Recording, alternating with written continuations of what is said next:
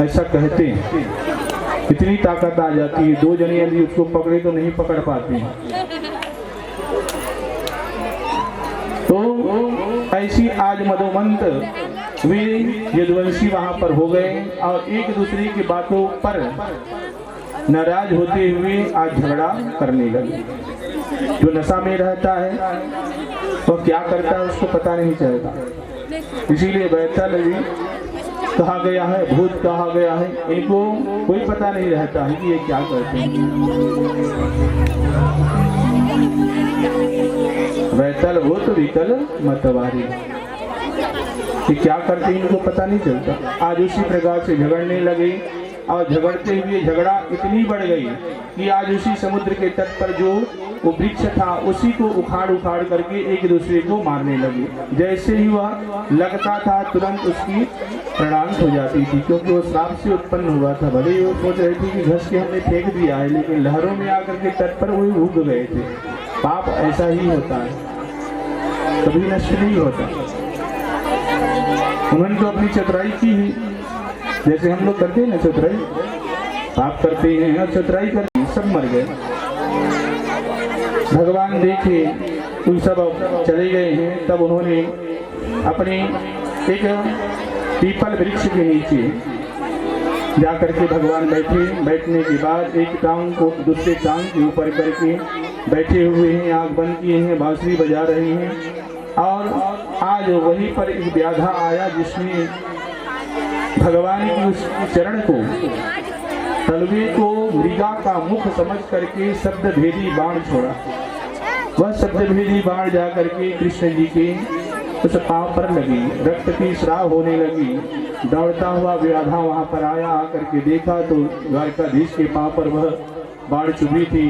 बड़ी ग्लानि उसके मन में हुई, क्षमा प्रार्थना उसने मांगा। उसी तीर पर वह जो मछली की पेट से निकली हुई जो छोटे से टुकड़ा बची थी लोहे की, उसी को उसने लगाया था। नहीं तो भगवान का शरीर वज्र जैसा है, कोई भी वस्तु उसे छेद नहीं सकता। लेकिन श्राप है जो आज परमात्मा को भी मनुष्य रूप में आए तो उसे भी नहीं छोड़े। और तब व्याधा को द्वारकाधीश कहे कि व्याधा तुम दुखी मत हो, इसमें तुम्हारा कोई दोष नहीं है और ये तो विधि का विधान है, क्योंकि इस संसार में कोई भी किसी का कर्जा लेके नहीं जा सकता। जो यहाँ लिए हो उसको यही भोगना पड़ेगा, तब यहाँ से छुटकारा मिलता है। कर्जा लेकर के कोई नहीं जाता।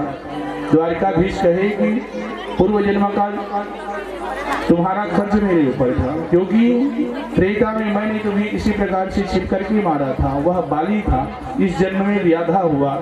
उन्होंने कहा उसका बदला तुमने आज ले लिया। जो मैं कर्जदार था तुम्हारा, उससे आज मेरे को मुक्ति हो गई और मैं उससे छुटकारा पा लिया।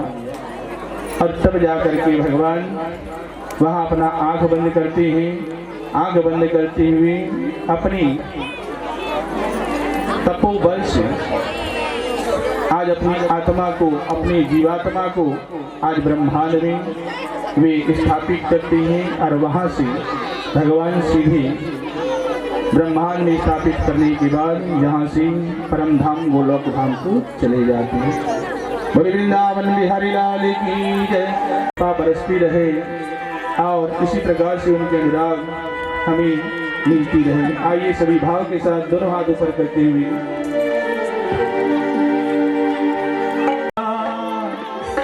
तेरे जिंदगी अधूरी है, अरे मेरे श्याम लौट के आजा।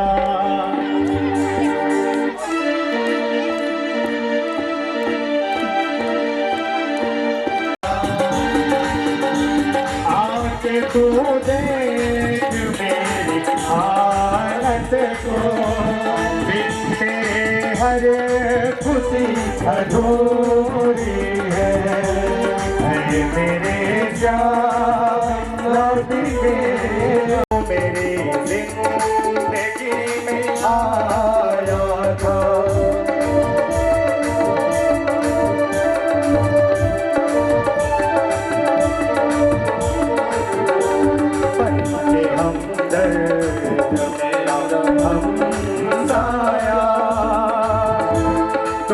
मेरी जिंदगी में आया था।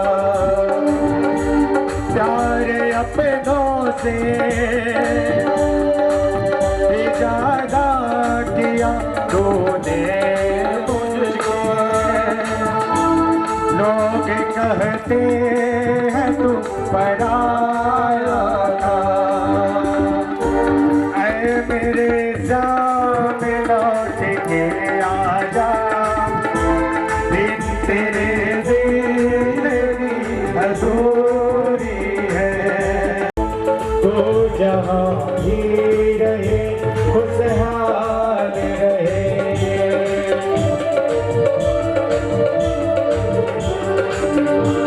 मेरे दिल से यही दुआ निकले, तू जहाँ भी रहे खुशहाल रहे।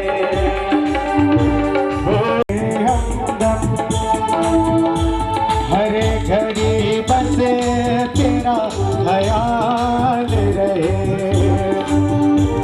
हर घड़ी बस तेरा ख्याल रहे। ऐ मेरे श्याम लौट के आजा।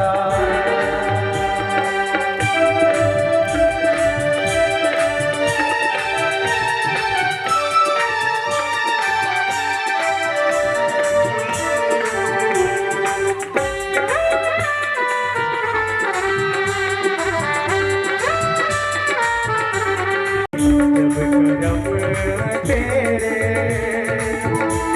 मेरे आँखों से अश्क बहते हैं।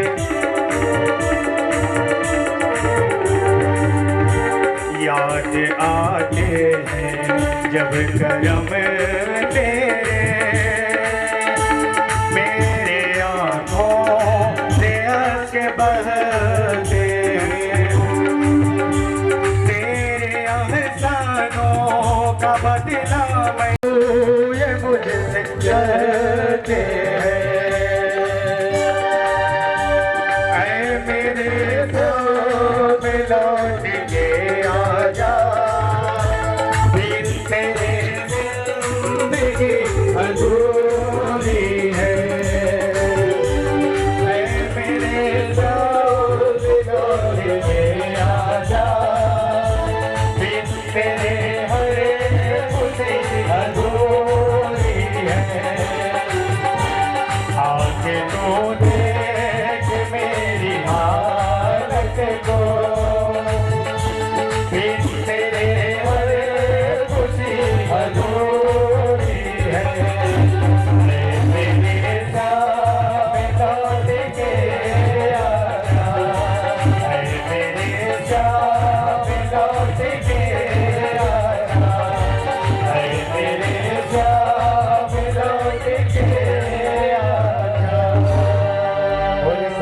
सरकार की जय हो।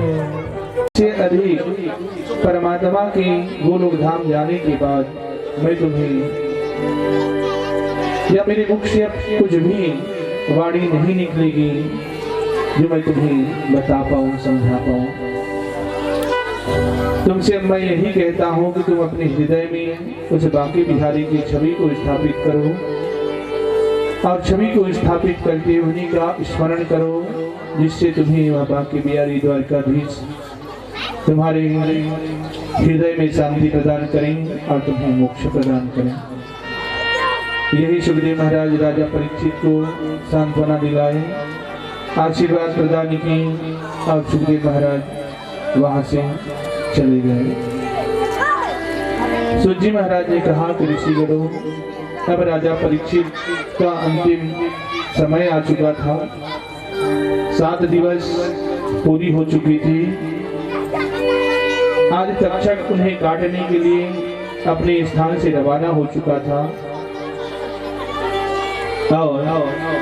लेकिन इस श्रीमद् भागवत महापुराण की कथा श्रवण करके राजा परीक्षित के मन में किसी प्रकार का कोई व्यथा नहीं था, कोई पीड़ा नहीं थी, कोई अफसोस नहीं था उन्हें, क्योंकि उनका मन निर्मल हो चुका था।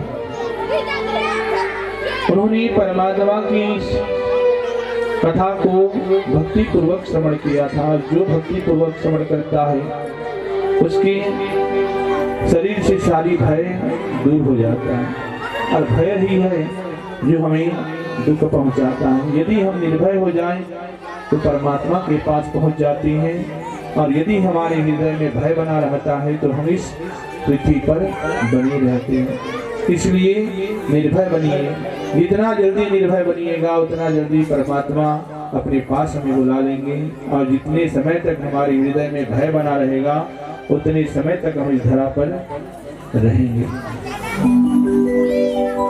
तक्षक निकला है, धन्वंतरी ब्राह्मण थे, बने ज्ञानी थे, तंत्र और मंत्र के ज्ञाता थे। आज वे भी राजा परीक्षित को बचाने के लिए निकल जाते हैं। रास्ते में दोनों की मुलाकात होती है। तक्षक कहता है कि ब्राह्मण देवता आप कहाँ जा रहे हैं? वह ब्राह्मण कहते हैं कि मैं राजा परीक्षित को बचाने जा रहा हूँ। सुना है उसे तक्षक नाम काटेगा और उसके विष से मैं उन्हें बचाने जा रहा हूँ। तक्षक बड़ा अहंकारी था, क्योंकि उसके विष में बड़ी क्षमता थी कि जो जिसको वह डस लेता था वह पानी भी नहीं मांगता। उसने कहा कि तक्षक का डसा हुआ बचा लोगे? उसने कहा कि हाँ बचा लूंगा। तुरंत वह सर पर धारण किया। वहां उस वन में एक घास को उसने अपने दांतों से काटा, और देखते ही देखते वहां आग लग गई और पूरा वन जलने लगा। उस धन्वंतरी ने अपने कमंडल से जल निकाला, अभिमंत्रित किया और जैसे छिड़काव किया वह अग्नि बुझ गई, और यथावत वह जंगल जैसे के तैसे हो गया। इसको देख करके तक्षक ने सोचा कि वास्तव में परीक्षित को जीवित कर देगा। उससे कहा कि तुम परीक्षित को जीवित करोगे तो तुम्हें क्या मिलेगा? उसने कहा कि राजा है बहुत सा धन देगा। तक्षक ने कहा कि उससे ज्यादा धन मैं तुम्हें देता हूँ, तुम वहां मत जाओ। एक वृक्ष के नीचे उसने उसे धन का भंडार दे दिया, और वह धनवंती ब्राह्मण उन्हें बचाने नहीं गया। यह सब विधि का विधान है प्यारे, क्योंकि राजा परीक्षित की आयु पूर्ण हो चुकी थी। हम सब भी एक निर्धारित आयु लेकर के यहाँ पर आए हैं, और एक समय तक हम यहाँ रहते हैं। जैसे ही हमारी यहाँ फिल्म की जैसे रोल समाप्त होती है, हम भी संसार से लुप्त हो जाते हैं, जैसे पिक्चर से वह अभिनेता लुप्त हो जाता है। अब तक्षक वहां से निकला, प्रातः काल हुई, राजा परीक्षित स्नान किए। स्नान करने के बाद पूजा की। पूजा के लिए फूल माली लेकर आ रहा था। उसी फूल में आज तक्षक एक सूक्ष्म भौरी का रूप बना करके उस पुष्प में घुस गया। माली ले जाकर के फूल राजा परीक्षित को दिया। राजा परीक्षित ने जैसे वह पुष्प अपने हाथों में लिया, हाथों में लेकर के आंख बंद किया, और उस पुष्प को परमात्मा को अर्पण करने के लिए उसका ध्यान जैसे ही करने लगे, उसी समय तक्षक वह पुष्प से सूक्ष्म रूप में निकल करके बड़ा रूप में आ गया, वास्तविक रूप में आ गया। और वही आज राजा परीक्षित की मूर्धवा को उसने दस दिया। मूर्धवा अर्थात दोनों भावों के बीच, उसी स्थान को आज राजा परीक्षित का उसने दस लिया।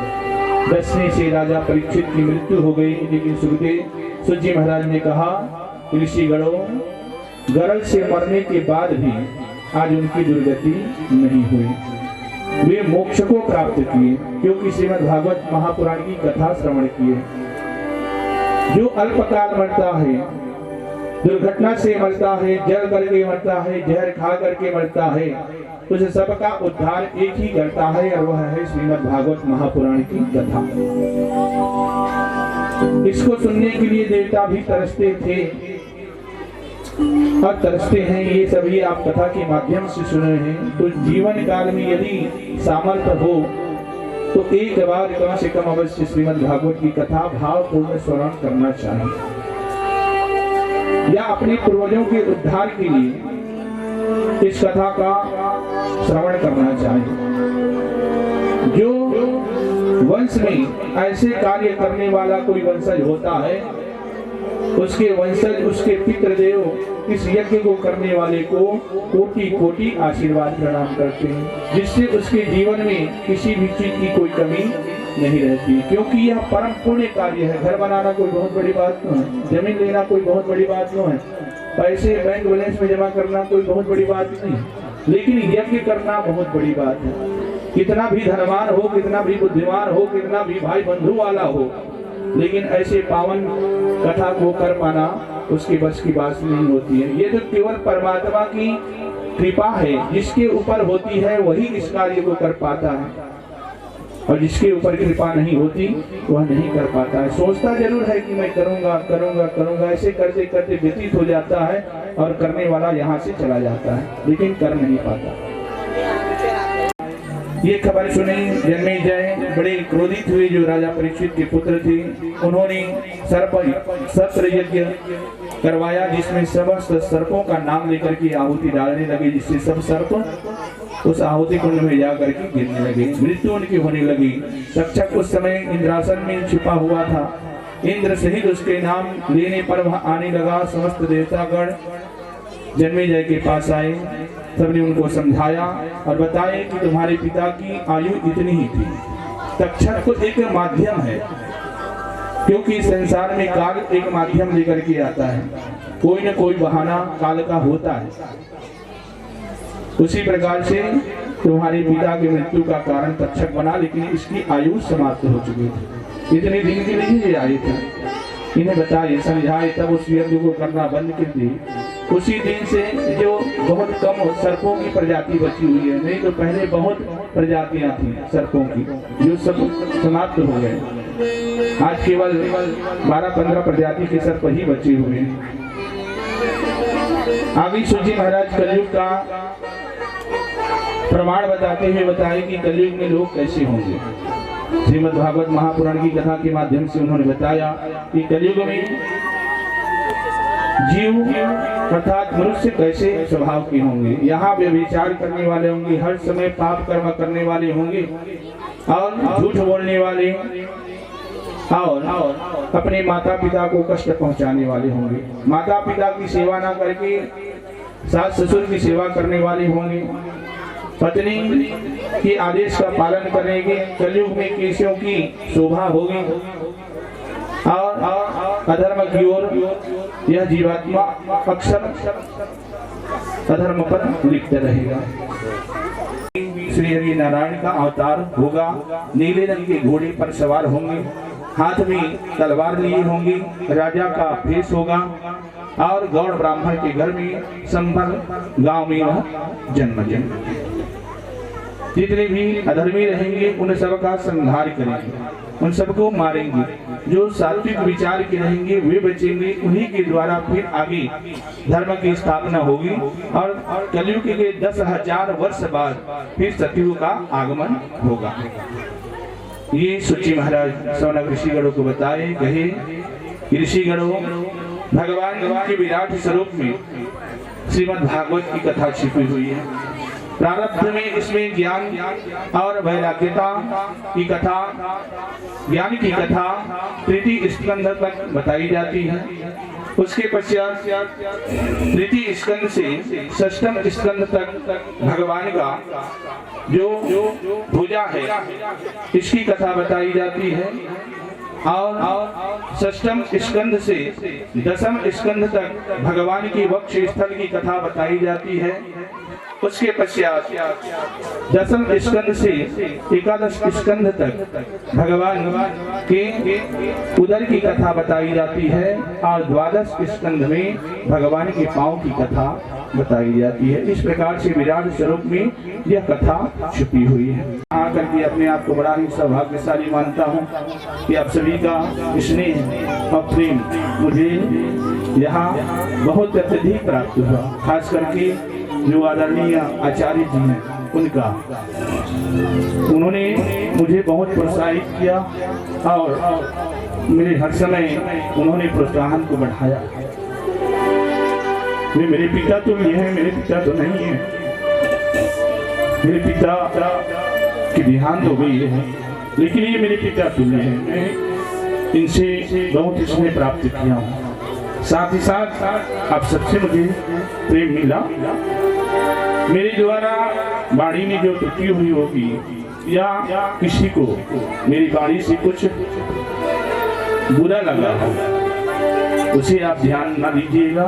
मेरे द्वारा जो अच्छी बात इस कथा के माध्यम से, व्यास पृष्ठ के माध्यम से जो आपको बताया गया होगा, उसे आप अपने जीवन में उतारिएगा, अपने जीवन में सुधार लाने का प्रयत्न कीजिएगा। मेरी कथा की सार्थकता यही है।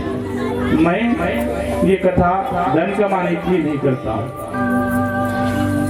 मैं ये सोचता हूँ कि मेरी कथा कहने से यदि एक व्यक्ति के जीवन में सुधार आ जाए तो मेरा कथा कहना पूर्ण होगा।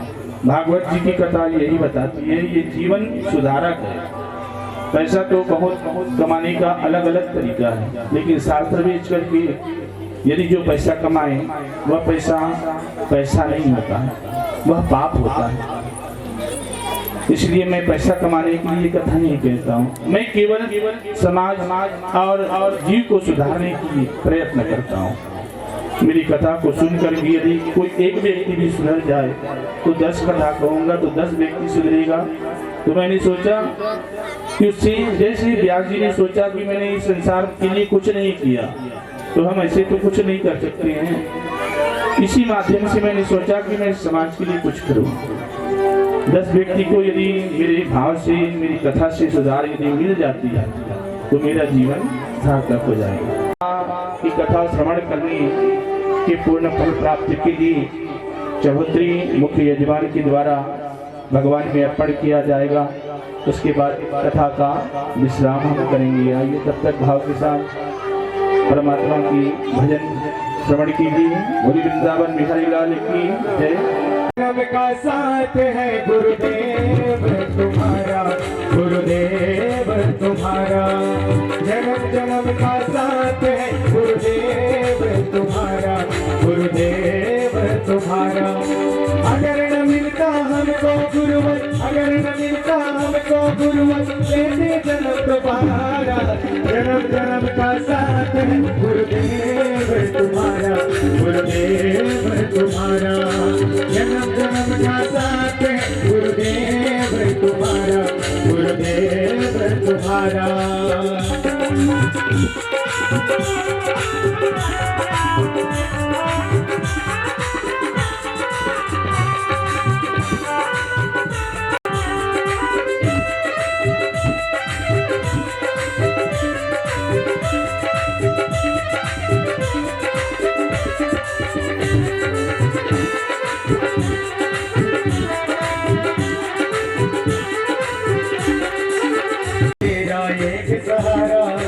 जीवन का आधार है तेरा एक सहारा।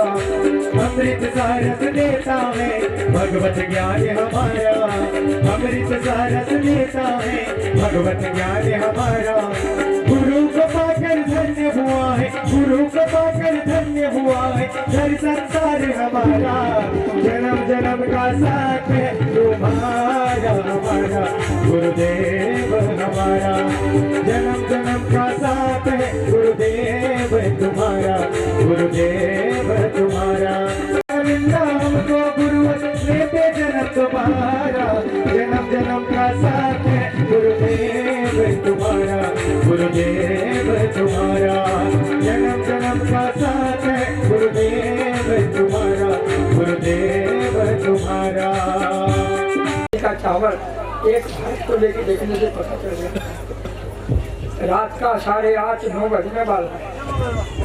हमारी माँ, हमारी बहनें अपने घर को छोड़ के यहाँ आई, लेकिन कैसा सरस, कैसा हृदय को झकझोर देने वाला, कैसे मन के भीतर को प्रभावित करने वाला ऐसी बुजुर्गवाणी से हमारे भागवती बाबू ने सुनाया। वो उनका जो अधिक जो सरलता है, जो विद्युता है, जो उनका भाषा का कारुण्यता है, वही हमको देखने को मिलता। हम तो सब धन्य हो गए। आज 7 पल जैसा लगा। मेरा जैसा 70 साल का प्राणी भी यहाँ 6 घंटा तक मैं बैठ के इनकी बातों को सुनने के लिए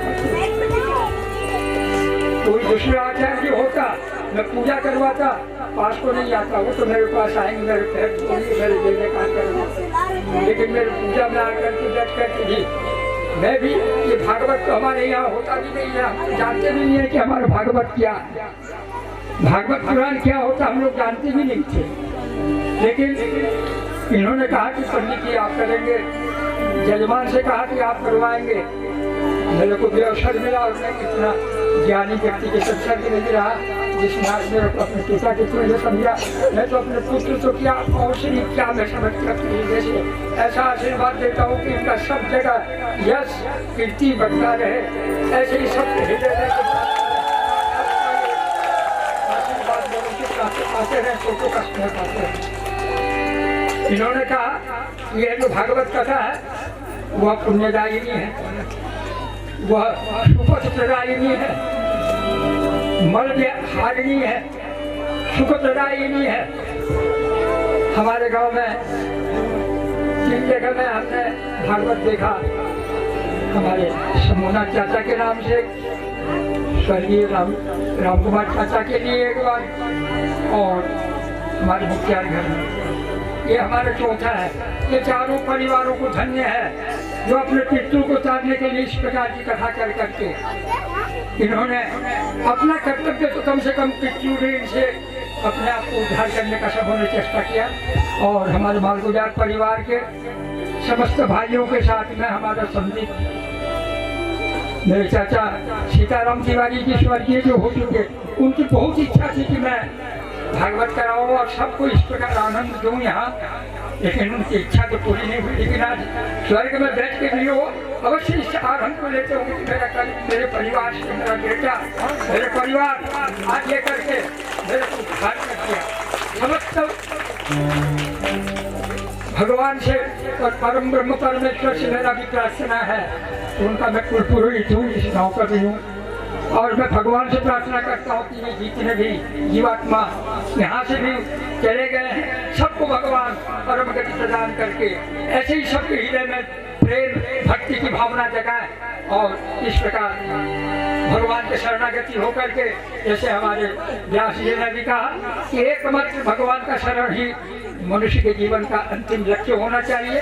काम क्रोध लोभ मोह मद मत्स्य ईर्ष्या द्वेष के तो हम लोगों का सहारा बन के हमको नष्ट करने वाले हैं।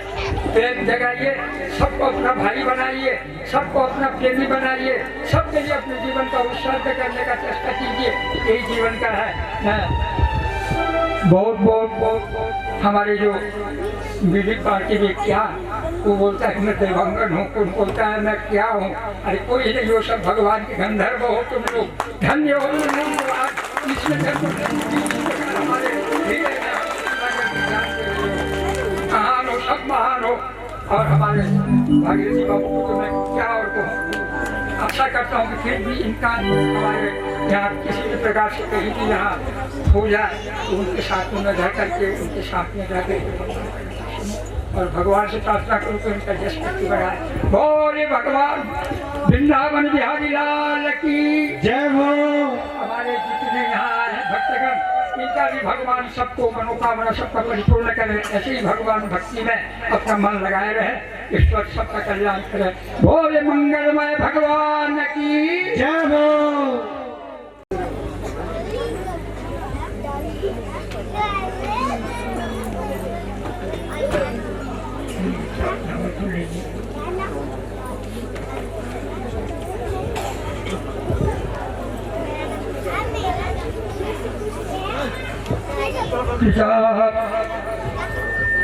भागवत कथा सप्तदिवस श्रीमद् भागवत महापुराण श्रवणम फल प्राप्त्यार्थे व्यासाः श्रीनः महाराजाय भागीरथी पांडे नामेन यतः व्यासरूपाय शुकदेवाय शुक्राचार्याय सर्वान् रूपेण पिताः तान् चरणारविन्द यथाशक्तेन सर्वान् समर्पयामि। बोले लक्ष्मीनारायण भगवान की जय हो। व्यास भगवान की जय हो। व्यास महाराज की जय हो। चाहिए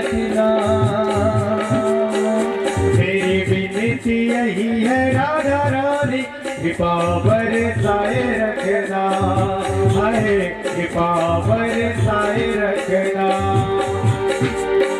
महारानी कृपा बरसाए रखना, कृपा बरसाए रखना। मुझे तेरा ही सहारा ब्रजरानी, मुझे तेरा ही सहारा ब्रजरानी। कृपा बरसाए रखना, कृपा बरसाए रखना। मेरी विनती यही है राधा रानी, कृपा बरसाए रखना, कृपा बरसाए रखना, कृपा बरसाए रखना, कृपा बरसाए रखना। भाव यही निवेदन राधे रानी से कीजिए, क्योंकि राधे रानी ही है जो हमें श्याम से मिलाती है। मन में बसा कर तेरी मूर्ति, मन में बसा कर तेरी मूर्ति। उतारो मैं गिरधर तेरी आरती, उतारो मैं गिरधर तेरी आरती। मन में बसा कर तेरी मूर्ति, मन में बसा कर तेरी मूर्ति। उतारो मैं गिरधर तेरी आरती, उतारो मैं गिरधर तेरी आरती। तेरी आरती हो तेरी आरती, तेरी आरती हो तेरी आरती। उतारो मैं गिरधर तेरी आरती। मन में बसा कर तेरी मूर्ति, मन में बसा कर तेरी मूर्ति। उतारो मैं गिरधर तेरी आरती, उतारो मैं गिरधर तेरी आरती। ओ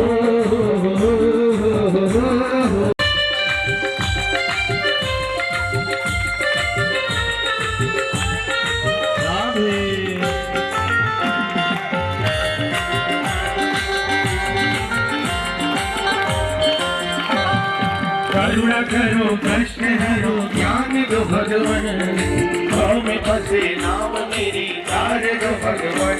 ओ करुणा करो कष्ट हरो ज्ञान दो भगवन, भाव में फंसे नाम मेरी तार दो भगवन।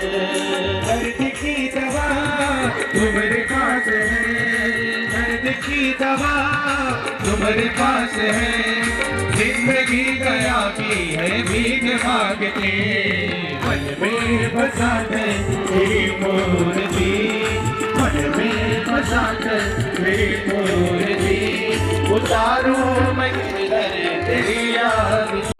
वेद तेरी महिमा गाए चंद करे ध्यान, नारद गुण गान करे तेरी वीणा तार। वेद तेरी महिमा गाए चंद करे ध्यान, नारद गुण गान करे तेरी वीणा तार। भक्त तेरे द्वार करते हैं पुकार, भक्त तेरे द्वार करते हैं पुकार। दास भावी रति तेरी गाए आरती, मन में बसा कर तेरी मूर्ति। तेरी आरती हो तेरी आरती, तेरी आरती हो तेरी आरती। उतारो मैं गिरधर तेरी आरती, मन में बसा कर तेरी मूर्ति, मन में बसा कर तेरी मूर्ति। उतारो मैं गिरधर तेरी आरती, उतारो मैं गिरधर तेरी आरती, उतारो मैं गिरधर तेरी आरती। भगवत भगवान की आरती, पापियों को पाप से आरती। भागवत भगवान की है आरती, पापियों को पाप से है आरती। भागवत भगवान की आरती, पापियों को पाप से है आरती।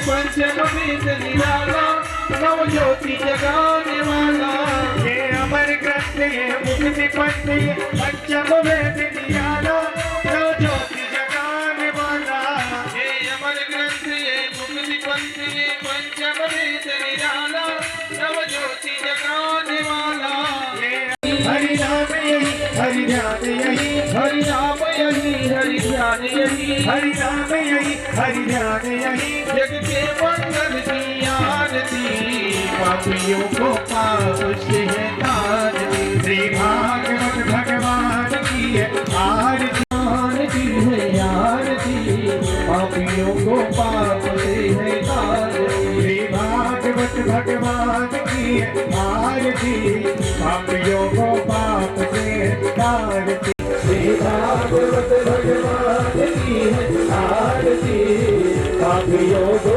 पाप से है तार दी करुणावतारम संसारसारम मुदेन्द्रहारम प्रणामसंगम हृदयारविन्दे भवं भवामि चैतन्यमामि मन्दारमाला कुलितान्तिकार्य कपालमाला चित्तैतराय दिगम्बराय दिगम्बराय नमः शिवाय नमः शिवाय त्वमेव माता सीता त्वमेव त्वमेव बन्धुः सखा त्वमेव त्वमेव विद्या गौरवं त्वमेव त्वमेव सर्वं मम देवदेव गुरुर्ब्रह्मा गुरुर्विष्णु गुरुर्देवो महेश्वरा गुरुर्साक्षात् परब्रह्म तस्मै श्री गुरवे नमः हरे राम हरे राम हरे राम हरे हरे हरे कृष्ण कृष्ण कृष्ण हरे हरे हरे राम राम राम हरे हरे हरे कृष्ण कृष्ण कृष्ण हरे हरे जय हो बोली भागवत भगवान की जय हो सीता सीताराम राधे श्याम सीताराम सीताराम राधे श्याम गोविंद जय जय गोपाल जय जय राधा रमण हरि गोविंद जय जय बोले भगवान की।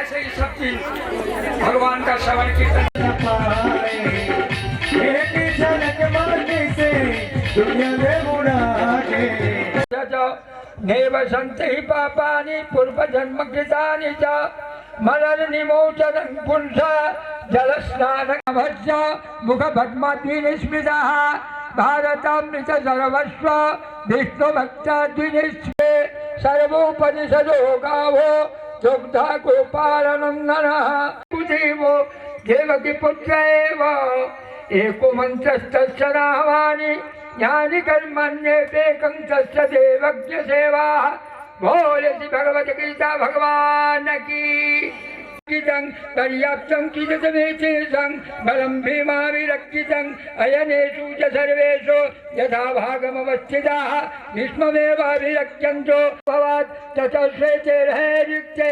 मातृसन्नरस्थितो माधव पण्डवस्यैव दिव्यशङ्कप्रमद्दिव्यधर्मतोः पाञ्चजन्यऋषिकेशदेव दत्तधनञ्जय पुण्यं दद्मु महासङ्गं विदन्त्यात्मनियत्सुखाः स ब्रह्मयोगयुक्तात्मा सुखमक्षयमश्नुते ये हि सत्पञ्चदा भोगा दुःखयोनय एव ते अत्यन्तवन्तकुन्तेय न ते सुरमते भूयाः शक्नोति हेवयः शोरुं दाक्षर्यविमुख्यनात् कामक्रोधद्भवं वेगं स युक्तो भयं च भयमेव च अहिंसा समसातुष्टे तपोदानं यशो यशः भवन्ति भावभूतानां मत्त एव विसक्रियाः महर्षय सप्तपूर्वे चत्वारो मनवस्तथाः मद्भावा मानसा जाता एतं लोकैवं प्रजा एतं विमुक्तियोगं च मम योनिस्ति तत्त्वता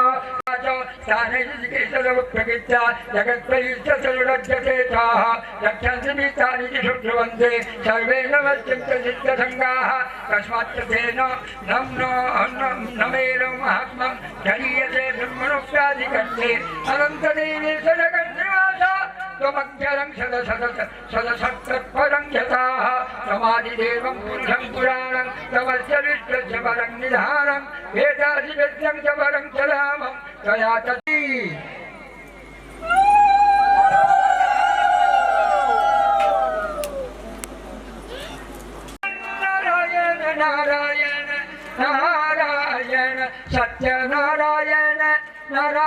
नारायण सत्यनारायण नारायण नारायण श्रीमन्नारायण नारायण नारायण हवनं चकारयतों अग्निदूतं पुरोदधे हव्यवाहमुपब्रमे देवासादे यज्ञों इति अग्निकोणेन कुण्डमध्ये अग्निं प्रतिमितरो जातवेदा देवेभ्यः पातु प्रजाननां कुण्डमध्ये अग्निं स्थापयेत् तथा समिधादिकं च दद्याः ॐ नमः वचाः अम्बीजं मंसज्जे ददिति गोत्रो घृतकल्लोल प्रवरस्योनि देवी मम हयामि योनि दिव्यत्रागच्छः ॐ नमः नीलकण्ठाय नमः कण्ठदेवाय नमः कुण्डस्य कण्ठे पूजयेत् कण्ठदेवाय नमः मवाहयामि यत्रागच्छः सर्वङ्गस्नानियं बहुषदाः नमो देवाय गन्धोर्नमः सिन्दूरं नमः पुष्पाणि नमः तथा च कण्ठदेवाय नमः तथा च विश्वकर्मणे नमः कुण्डदेवतभ्यो नैवेद्यं समर्पयामः प्राणाय स्वाहा अपानाय स्वाहा ध्यानाय स्वाहा उदानाय स्वाहा समानाय स्वाहा अमृतोत्तर नमः नैवेद्यं समर्पयामि हाथ जोड़ लीजिए भगवान का ध्यान कीजिए ओम सुंदर गोपालं उरवनमं परमानन्दं धरणिधरं वल्लभधन श्यामं गोविन्दयुगले नमो नमः ओम नमः सशुद्धि सभवे सविभो परमेश परात्पर पूत पिता पितकं नमः ब्रह्मदेवाय होम कर्मणे मेखला पूजायां चरणारविन्दयुगले नमो नमः ओम वन्दे रोद्रमनन्तमक्षरबलं वन्दे जग्गहरं जगज्ज्वलगलं वन्दे जगत्पावनं वन्दे भक्तजनश्रयं च वरदं वन्दे शिवं सायदङ्गग्निर्वर्णभ्याम् ॐ आयाश्चाग्निं क्षणं विसर्जि पश्च सप्तमित्तमयासे भाषयानो देहि भेषजग्गो स्वाहायदङ्गग्निर्वर्णभ्याम् ॐ नमः आयाश्चाग्निं क्षणं विसर्जि पश्च सप्तमित्तमयासे भाषयानो देहि भेषजग्गो स्वाहायदङ्गग्नः जेते सतं मनुजे सतं जज्ञापासवित्ता महन्त के भिन्न च सत्य विष्णु मुञ्चन्तु मट्टु सर्काय स्वाहायं सवित्रेभ्यो विष्णुहायं वरुणभ्याम् ओम ह्रीं श्रीं हुं ओम नमः सूर्यादिदेवताय कनकवर्णाय हिरण्यवर्णाय ओम ह्रीं शुं शुं राक्षसादिदेवताय इंद्रनीलवर्णाय सुकृष्णाय स्वाहा ओम ह्रीं शुं हुं नागादिदेवताय श्वेतवर्णाय सुप्रभाय स्वाहा ओम ह्रीं श्रीं हुं पिशाचादिदेवताय जवाप्रभाय अतिरिक्ताय ओम ह्रीं श्रीं शुं यज्ञाः ओम स्वस्तिपूर्णाय ओम धनुर्धराय ओम वेदमुख्याय ओम कुमार तेजसे ओम विश्वमुख्याय ओम कृष्णाय ओम रंग विश्वानरजातरे दयावलोहिताय सर्वकर्माणि साधय स्वाहा इदं विश्वानराय सब हाथ थोड़ा जोड़ लीजिए ओम नमः विष्णुना वैष्णवनामग्ने ओम प्रगल्भनामग्ने ओम पार्थिवनामग्ने ओम श्रुतिनामग्ने ओम सभ्यनामग्ने ओम समुद्भवनामग्ने ओम सूर्यनामग्ने ओम वैवाहिके योजनामग्ने स्वाहा सब हाथ जोड़िए भगवान को प्रार्थना कीजिए अग्नि जवान करारविन्दे पदारविन्दं पदारविन्दे विनिवेशयन्तं पटस्य पटस्य पुटे शयानं बालं मुकुन्दं मनसा स्मरामि हे गोपाल राधे कृष्ण गोविन्द गोविन्द राधे कृष्ण गोविन्द गोविन्द हे गोविन्द गोविन्द हे गोपाल राधे कृष्ण गोविन्द गोविन्द हे गोपाल राधे कृष्ण गोविन्द गोविन्द बोले भागवत भगवान की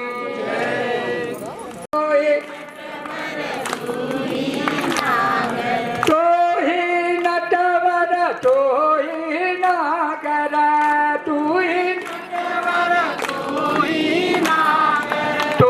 ही बाल मुकुंद भजोरे मन गोविंदा नटवर नागर मावजात वेद लक्ष्मी मनोकामिनी यस्याहिरन्दिन्देया कामस्य पुरुषाणां स्वाहा ओम नश्यपूर्वां रसमध्याङ्गस्तिनाद प्रबोधिनीं श्रियं देवीमुपहवे सीमां देवी जूषतं स्वाहा ओंकाशोस्मितं हिरण्यप्रकारमत्रं ज्वलन्ति चित्तां तर्पयन्ति पद्मस्थितं पद्मवर्णं त्वामिहोपहवे श्रियं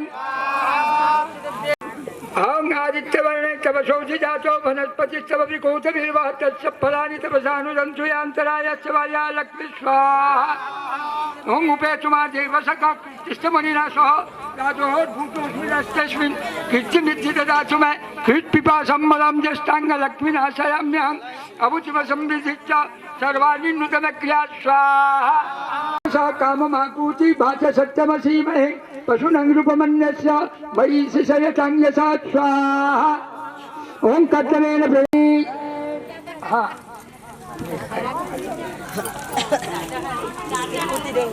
दोनों लीजिए एक साथ दोनों दीजिए सब दीजिए स्वाहा ओम विश्वकर्ताय स्वाहा हितदेवाय स्वाहा सर्व प्राण स्वरूपाय स्वाहा ओम पंचभूताय स्वाहा पंच ज्ञानेन्द्रियाय स्वाहा पंच कर्मेन्द्रियाय स्वाहा ओम नमः मनः स्वाहा ओम दशवायवे स्वाहा ओम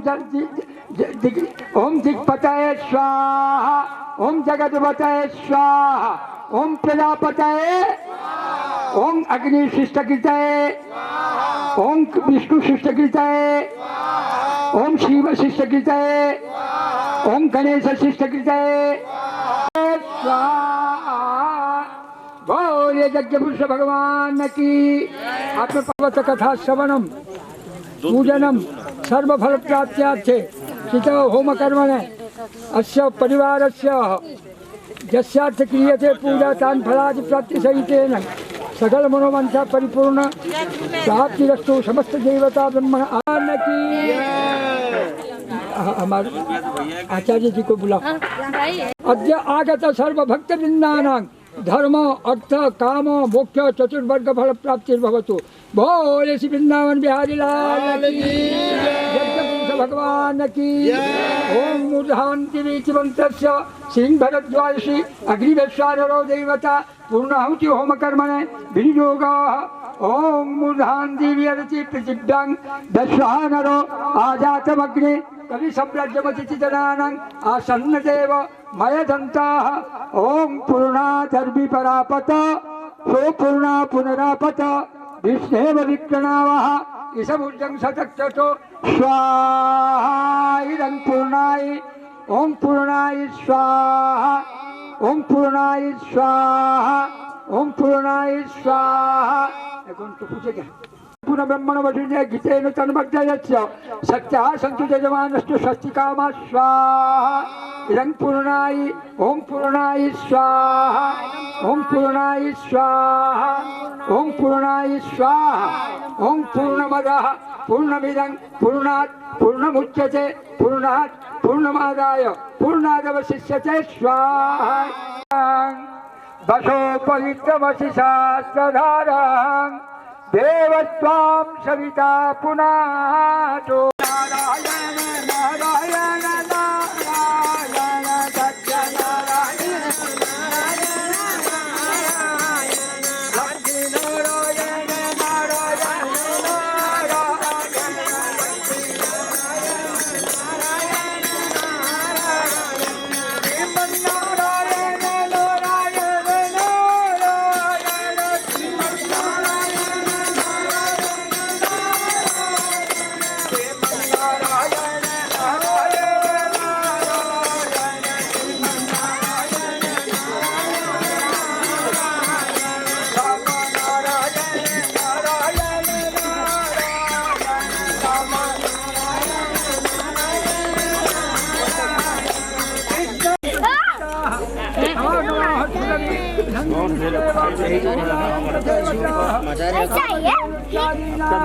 सर्वरूपिण्य ग्रहदेवता दिक्पतिनां च शरीरे स्थिता तदपादारविन्द नमो नमो गन्धोर्नमः सिन्दूरं नमः पुष्पाणि बहुशताः धूपदीपान् च चमुकं समर्पयामः। हाँ, हाथ जोड़ा माता जी के। गाँव में अग्रतो भूयो, गाँव में देवी पसयो, गाँव में किसी का पूछ पकड़ के चलो।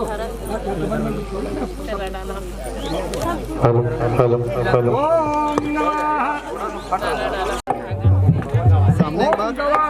गाँव माताय नमो पुष्पं गृहीत्वा कुशक्षतं गृहीत्वा दाक्षाय देवतीर्थेन अर्चनया जलधारं तर्पयत् ब्रह्मा विष्णु महादेवो कार्तिकेयो गणाधिपो पुष्पचापं सर्वसागर आयुर्वेद धनुर्वेदो गन्धर्वो पंचगव्य औषध्यो वनसम्भूतां गन्धाचैव सपीप्राः स्थावराजङ्गमश्चैव भूतग्रामचतुर्विधाः विष्णुदेवाय पूजितानां त्र्यम्बकादि सर्वदेवेभ्यो नैवेद्यं स्वाप्राणाभ्यान उदानाय पानाय समानाय अमृतोत्तरमशेषग्ध नैवेद्यान्तमिदमाचमन्यं सदा।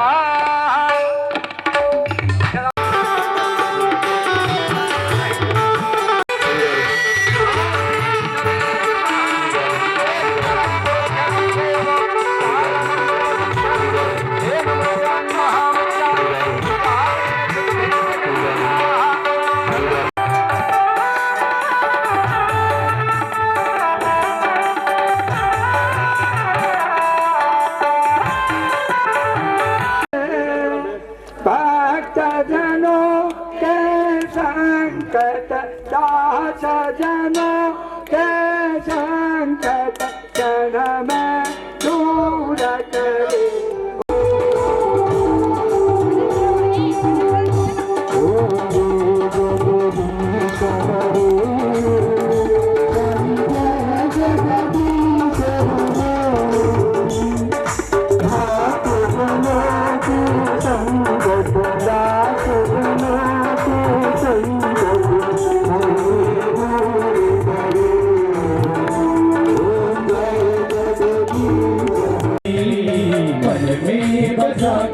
तेरी मूर्ति मन में बसा कर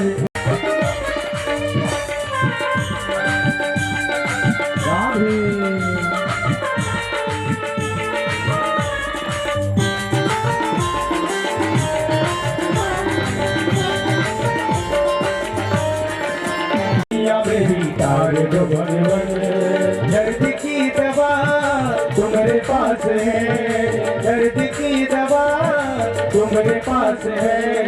जिंदगी उतारो मगिर रहे तेरी याद की, उतारो मगिर रहे तेरी याद की। ओ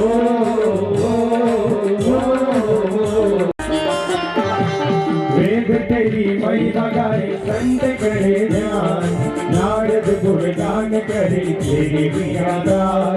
वेद तेरी महिमा गाए संत करे ध्यान, नारद गुणगान करे तेरी मूर्ति मन में बसा कर तेरी मूर्ति। उतारो गिरधर तेरी याद की, उतारो गिरधर तेरी याद की। तेरी आरती हो तेरी आरती, तेरी आरती हो तेरी आरती। उतारो गिरधर तेरी आरती मन में बसा कर तेरी मूर्ति, मन में बसा कर तेरी मूर्ति। उतारो गिरधर तेरी आरती, उतारो गिरधर तेरी आरती। उतारो गिरधर तेरी आरती, उतारो गिरधर तेरी आरती।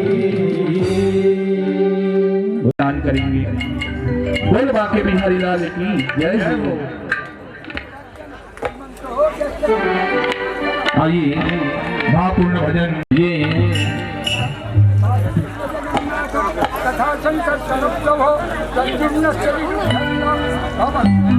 ये समझिएगा कि इस जीवन की क्या महत्व है, हम क्यों यहाँ पर आए हैं और क्या हमने यहाँ पाया है। और क्या हमें यहाँ छोड़ करके जाना है। ये भाव भजन की है। आइए सभी भाव के साथ। पुराना हरे संगी जीवन के खेल पुराना ही माटे मरे। वृंदावन बिहारी लाल की जय। चलो अगला हमारा